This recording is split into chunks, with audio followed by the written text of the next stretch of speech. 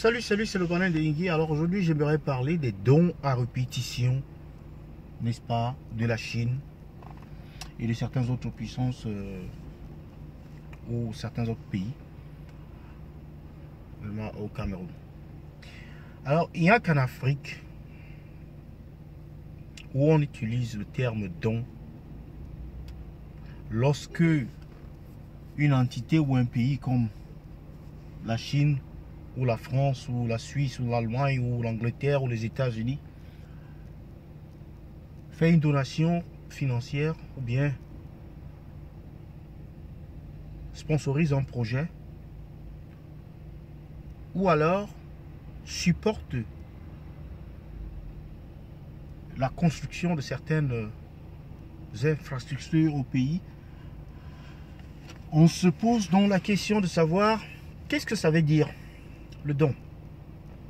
Le don, dans sa définition simple, c'est quelque chose qui est remis à quelqu'un sans contrepartie. Donc c'est quelque chose qu'on vous donne sans toutefois attendre quoi que ce soit en retour. C'est ça un don. Mais maintenant, êtes-vous convaincu que ces montants dont on fait allusion, 1,7 milliard pour la crise anglophone, don chinois au Cameroun, don chinois de développement pour l'Afrique, le montant des centaines de milliards,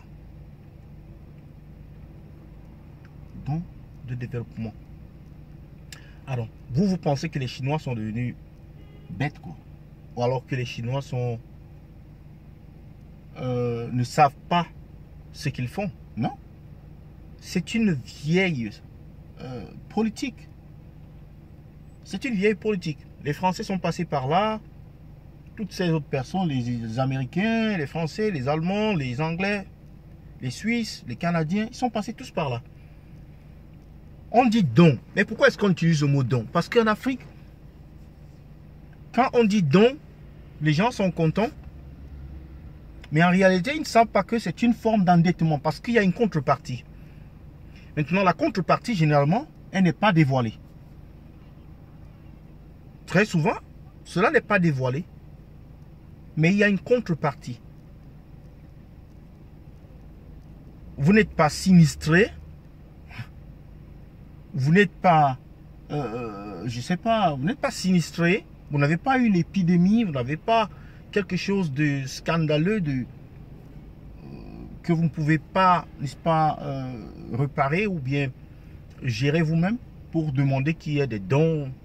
Mais on donne ailleurs, on fait des dons lorsqu'il y a une catastrophe humanitaire ou il y a quelque chose de spectaculaire qui bouleverse tout le système.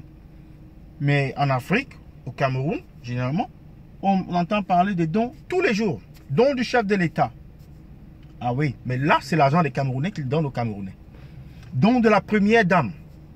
Elle travaille où? C'est quoi son boulot? Quel est le titre? Quelle est sa fonction? Elle est deuxième dame. C'est tout. Donc, c'est des termes qui sont faits exprès pour, n'est-ce pas, travailler dans le psychique des gens, dans la psychologie des gens.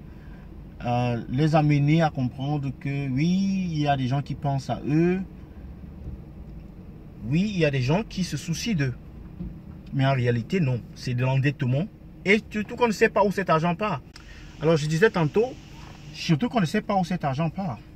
On ne sait pas, n'est-ce pas, qui utilise cet argent, comment cela est utilisé et qu'est-ce que le citoyen lambda bénéficie là-dedans. C'est-à-dire, qu'est-ce que lui gagne dans cette transaction, dans ce don, dans cette mascarade en fait. Mais en réalité, rien. Parce que dans le pays de la corruption, dans le pays des détournements, dans le pays du vol à ciel ouvert, évidemment, cet argent va se dilapider et puis on va passer à l'étape suivante, c'est-à-dire prochain don. Donc, c'est ce que j'aimerais soumettre à votre appréciation aujourd'hui, ces dons chinois en Afrique. Quelle est votre vision sur cette affaire, cette épidémie de dons là?